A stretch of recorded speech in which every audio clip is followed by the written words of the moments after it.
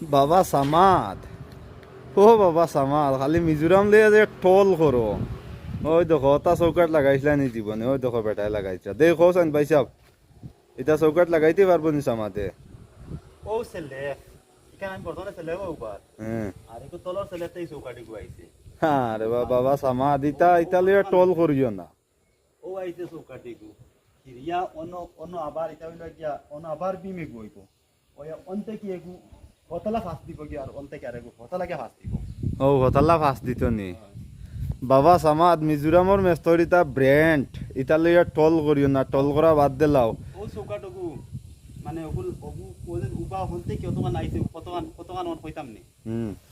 ও হইলো গিয়া 18 ফুট অন্তে কি হকু না পর্যন্ত 18 ফুট।